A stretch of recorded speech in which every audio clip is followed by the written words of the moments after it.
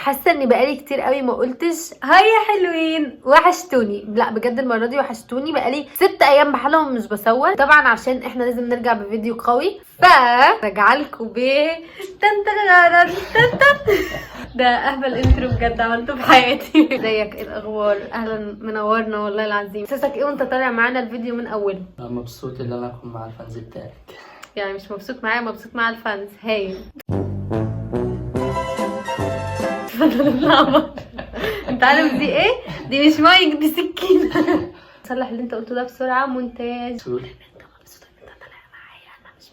طبعا مبسوط ان انا طالع معاكي جدا جدا جدا جدا، ومبسوط ان انا هطلع اتكلم في موضوع هم حابينه. موضوع مهم جدا جدا لاي حد مقبل على الخطوبه او على الزواج او على كتب الكتاب. تسالوني بقى ليه الفيديو ده مهم؟ اولا لاني جايبه لكم عصاره خبرتنا احنا الاثنين في الخطوبه، مش يوم الخطوبه، مش بنتكلم عن الخطوبه كتجربتنا في الخطوبه. اخد لي بالك انت؟ بوش معانا ليه؟ ده بسم الله الرحمن الرحيم. اول حاجه في اليوم بوش معايا اليوم. انت طالع معايا صوتك ليه؟ وانا مش متابع على الكاميرا. ماشي. اتفرج عليك.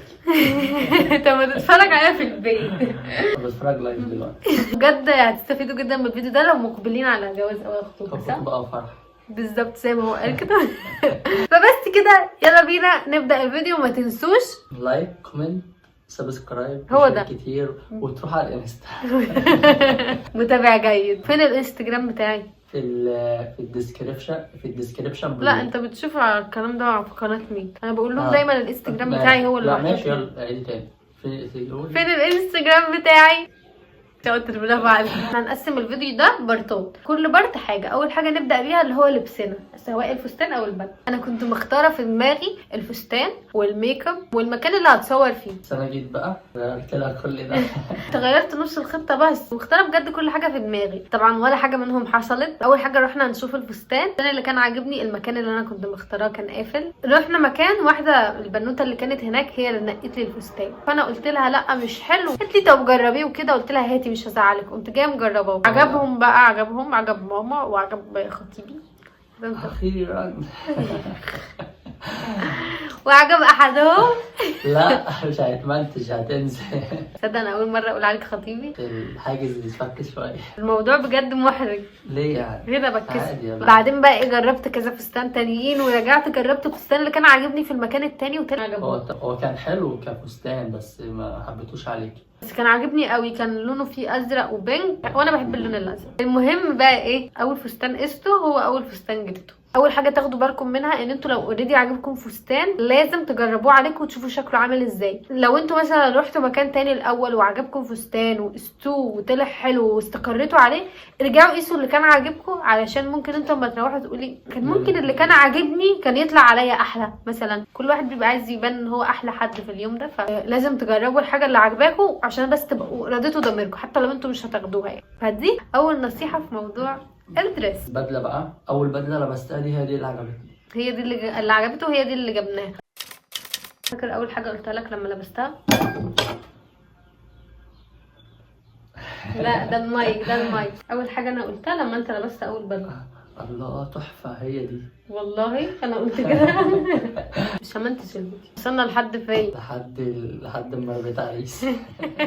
وبعدين انتقلنا لتاني حاجه وهي الجزمه. لا ايه المنديل. رحنا نجيب المنديل. كنا بقى عايزين حاجه ماتش ما بين المنديل اللي هنا والجرافته. انا في معلومه هنا مهمه، موضوع بجد الكرافته ده او البيبيونه بيفرق قوي ان هو يكون لايق مع البدله. بسيطه صغيره بس بتظهر الشكل العام. مثلا لو انتوا لابسين بيج، شوفوا ايه اللي بيليق مع اللون البيج. مثلا البيج بيليق مع البني، مع الكحلي. بس البني بحسه احلى. اذا كان انت كنت في لابس بني احسن في الحلو. قصدي يعني انتوا لما تستقروا على لون شوفوا ايه اللي بيماتش معاه. وانا لون البدله الكحلي دي ما رضيتش اجيبه عشان انا عندي بدله كحلي اصلا. معلومه مش مهمه خالص. قول لهم على النقطة بتاعتك بتاعت الجزمة، نعل الجزمة. نعل الجزمة بقى كان في مشكلة معايا. كل لما جزمة تعجبني يكون النعل الجزمة بني بس النعل بتاعها من تحت اسود، مكانش بيعجبني كده. قعدنا ندور على جزمة بني بس يكون نعلها بني. بجد انا الموضوع ده كان جديد قوي عليا. كان جديد بس فرق صح. واقول لك بقى على حاجة اكتر بتفرق، ان الجزمة تكون جزمة غالية. جربنا جزمتين، كان في واحدة منهم مش غالية والتانية كانت غالية. اللي مش غالية بجد هي كانت حلوة قبل ما تتحط جنب الغالية، لما لبس الاتنين جنب بعض تحسوا بجد قد ايه انه الغالية بجد هتغير من شكل الطقم وهتدي كده فعلا كاريزما في الموضوع. نقطة مهمة قوي يا بنات خلي بالكم منها، دبوس البدلة اللي عليه اسم العروسة اهم حاجة فعلا. عشان كده من كتر ما هو مهم ما جابهوش. انا نسيت. المايك معاك، كلمني عن احساسك وانت لابس بدلة مش عليها اسمي. والله بصوا يا جماعة اهدي كده. لا ده خليها في ايدي، ده مهم معلش هيفرق معايا. لا مش حلو الصراحة. صح؟ الصراحة احزنني. دوروا كويس على مكان يكون يعمل لكم الدبوس ده من بدري وما تزنقوش نفسكم في النقطة دي. اقول لهم حاجة برضه وفكرة كمان، بعد ما احنا ما لقيناش اتصلت بواحد صاحبي قال لي هيعملها لي في مكتبة، فالواد عملها لي خشب فاهمة، فعمل لي كذا مقاس منها. كلمني عن ايه بجد؟ والله انت معاك كذا واحدة بالاسماء في البيت؟ عمل لي مثلا حتة قد كده وحتة كده وحتة كده وانا اختار، عمل لي بتاع 7-8. عندك 7-8 اسماء ليه؟ المشكلة ان هو جابها وهو جاي، انت جبتها تقهرني في قلبي. ما كنتش عارف ان انا معاها. انت لما شفتها حسيت ان بجد دي ينفع تحطها على البدلة؟ لا ما كانش عاجبني الصراحة. ايوه ما كانش حلو. ما تحطوش وردة على البدلة. مش وانت عربية حضرتك ليه يحط بوكيه وردة على البدلة؟ هنا كده بيكون لا ثانية يا متابعين، يعني انت ما كانش عاجبك بالوردة على البتاع؟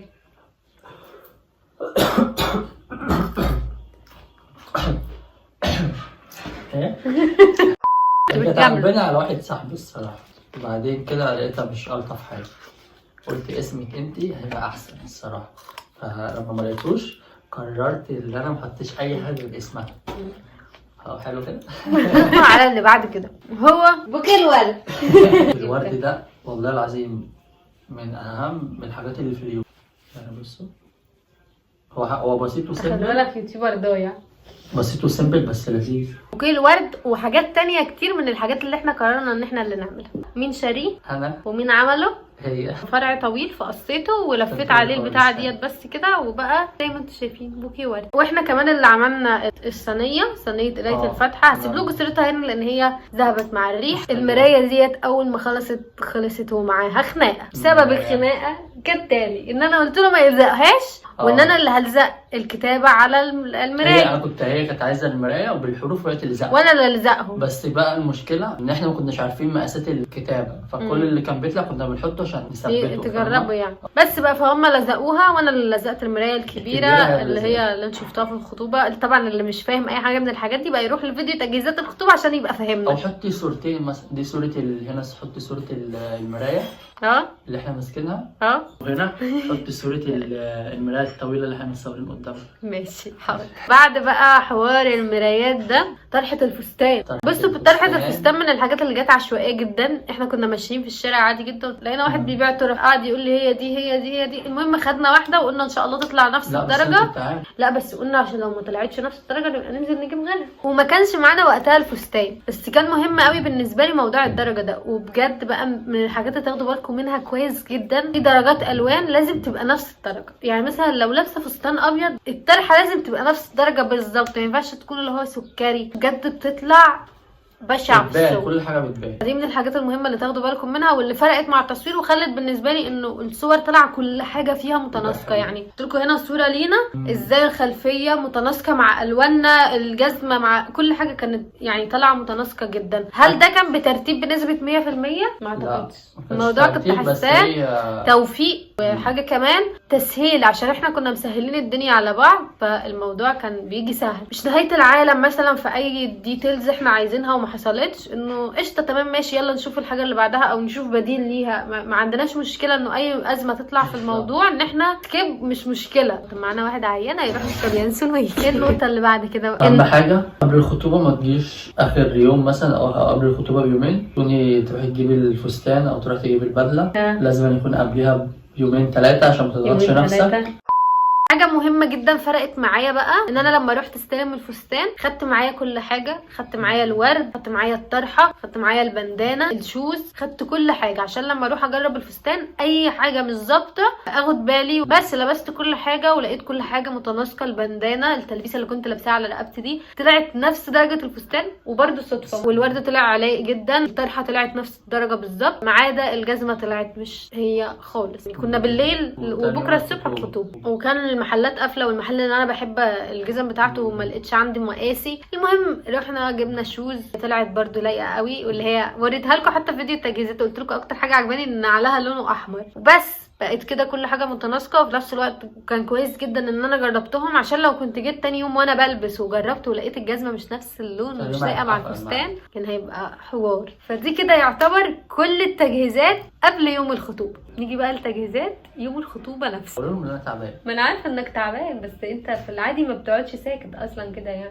تعبان والله، بس بشرب ينسون خلف الكواليس. ادعوا لي ربنا يشفيه. دي يمكن من الحاجات اللي ظبطت معانا. شويه بقى اغلط، شويه حاجات غلط حصلت، اولهم زي ما قلنا انه اي حاجه هتجيبوها هتتقدم للناس المعزومه يوم الخطوبه تكونوا اصلا جايبينها من قبلها بيوم مثلا. ان انا تقريبا كنت جايبها في نفس اليوم. فكانت من الحاجات المشكله قوي. طب اللي هو هيجيبها امتى؟ طب كده اتاخرنا. وفي حاجه كمان تقول عليها مهمه للعرسان، انه يحلق قبلها بيوم. سيب الورد بتاعي ما تبوظوش. هات ده حلو والله. لا هات. من الحاجات المهمه قوي يعني ان انتوا تبقوا مظبطين كل مواعيدكم. انا اصلا من البدايه كنت عايزه اتصور بالنهار، مستحيل هتقبل فكره ان انا اتصور والدنيا ضلمه. شهر 2 الدنيا بتليل الساعه 5. كنا اصلا يعني كناش هنتصور في نفس المكان بتاعنا. ايوه صح. استنوا في نقطه برضو جت توفيق قوي معانا. ما انت صح اهو. ركزوا قوي في اختيار المكان اللي انتوا هتتصوروا فيه. مكان اقول لكم ان انتوا ما تتصوروش فيه، وهو المكان اللي احنا اصلا كنا مختارينه. ما تتصوروش سيشن خطوبه ولا فرح على البحر. بجد فكره فاشله قوي. يعني سيشن كاتب كتاب اوكي لذيذه، سيشن قبل عيد ميلاد تحفه، سيشن خطوبه عايزين لوكيشنز مختلفه وتتصوروا في كذا مكان وتتحركوا براحتكم. فكره انك لابسه هيلز على البحر وهو لابس جزمه، الموضوع بجد بيبقى صعب. الهدوم بتتبهدل، الخلفيه ثابته، الدنيا لو ليلت وانتوا مش مختارين غير المكان ده فانتي وراكي شاشه سمراء والبحر لونه اسود، كل حاجه حواليك هيبقى لونها اسود، مش هيبقى باين غير ان انتي والعريس بس. وده المكان اللي احنا كنا مختارينه اصلا من الاول ان احنا نتصور على البحر. اللي انا فاكراه ان انا جيت كده فجاه قلت ايه ده، لا انا عايزه اغير من مكان، عايزه نتصور في حته تانية، مش عايزه اتصور على البحر. ببساطه جدا احنا اتصورنا في الشارع اصلا. يعني السيشن كله اللي انتوا الصور انتوا شفتوها دي ده مش لوكيشن ولا مكان ليه رسوم دخول ولا اي حاجه، ده الشارع. احنا كنا بنصور في الشارع. هو ده اصلا اللي انا كنت عايزاه. انا كنت عايزه صور فيها حركه وصور عشوائيه، احس ان انا بتحرك براحتي، ما احسش ان انا انه واقفه كده واللي هو.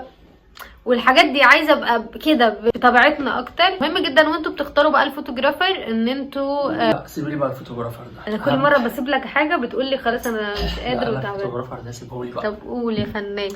اهم حاجه في الفوتوغرافر يكون انتوا عارفينه. هاي دبانه ايه وصلنا لنقطه ايه بقى؟ هقول لكم انا وصلنا لنقطه هنأكل ونشرب المعازيم ايه. دي كانت نقطه جدال. انا كان عندي موقف محدد، انا مش عايزه اقدم جاتوه عشان الخطوبه في البيت ومش هيكون في ترابيزات ان الناس تاكل الجاتوه عليه. انا ضد انه حد يبقى ماسك الطبق كده في ايده وبياكل الجاتوه، ممكن يوقع على نفسه مش عارف ياكل. حسيت ان الموضوع مش ادمي شويه، قررت ان انا مش عايزه. بس هو كان شايف انه لا لازم. بس كانت نقطه مهمه قوي برضو، فكره ان انتوا اصلا تبقوا متفاهمين على شكرا بوظي الفيديو براحتك بوظي.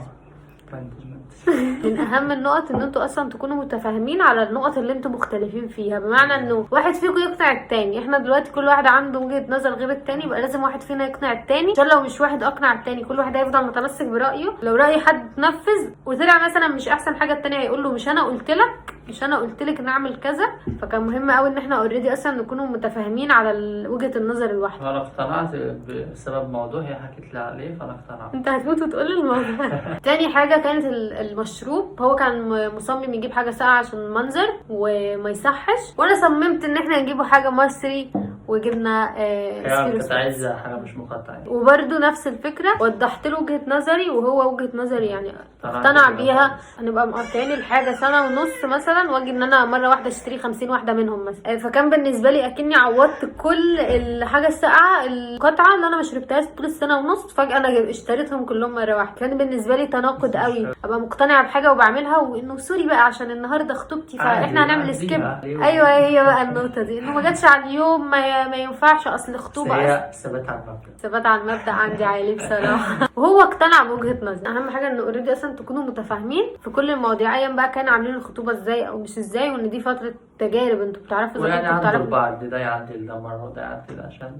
الموضوع زقوا مع بعض. معانا. في لقطه في فيديو الخطوبه لما كنت بحط ميك اب وبعدين ايه فجاه كده كنت بعيط. كان بسبب سيبك من كنت متضايقه من ايه، الموضوع كان تافه عامه، بس كنا احنا متنشنين مع بعض. انا اوريدي متضايقه، فانا مش بعرف ان انا اكون متضايقه واعمل سكيب لان انا متضايقه واضحك واعمل انه مفيش حاجه. فقلت له طب انت دلوقتي معصبني ومضايقني ومتخانقين، انت لما تيجي هقابلك ازاي؟ فاكر عملت ايه ولا برضو ناسي وهغششك في الكواليس وتقولها؟ فاكرها عملت ايه. رحت هي قافل وفتحت هنا صباح الخير. عامله ايه؟ سكيب بسرعه. شقلب 5 دقايق. قلت له الحمد لله ويلا مستنياك وخلاص. بقى وعملنا تفصيلات بقى وحركات ونزلنا على السلم، فتحنا موضوع الخناقه، لقينا ان احنا هنتخانق، قلنا بس سكيب للخناقه. بس بقى عدى اليوم. كان ايه ألذ حاجه في اليوم؟ كان ستيشن بالنسبه لي. كان جو لذيذ يعني بغض النظر عن الصور. هو كان اليوم كان حلو الصراحه. ايوه كان لذيذ وبسيط. واكتر كلمه اتقالت لي بعد الخطوبه انه احلى حاجه ان كان شكلك سيمبل وبسيط. من الحاجات اللي انا قررت اعملها برضو الميك اب. كان قرار خاطئ شويه بالنسبه لي. خاطئ ولا شايفه؟ لا كنت لسه قلت لهم عليه.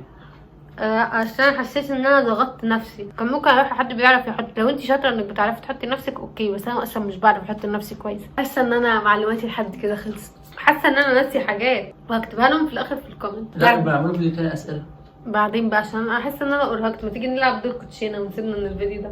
ثم تناولي لنا كيس الشيبسي. وبس. والى هنا يكون خلص الفيديو بتاعنا النهارده. اتمنى تكونوا استفدتم منه. يعني حاولت اجمع حاجات كتير فرقت. بصي بتاع شكل قلب استنى. سبحان الله تحفه. اتمنى تكونوا استفدتوا. وكل المقبلين على الخطوبه او الزواج يكتبوا لي كومنت تحت، واللي مروا بالتجربه يقولوا لي رايهم في المعلومات اللي انا قلتها دي. استنونا فيديوهات جايه كتير ان شاء الله. استنى ما قلت لهم كالعاده في نهايه الفيديو عايزه اقول لكم بحبكم جدا جدا جدا. اشوفكم الفيديو الجاي. باي باي. عملتوا اوكي. مريب الموضوع ده. ما تبقى معايا من اول الفيديو كده ونفسي يطلع بره. كل ده هيتمنى.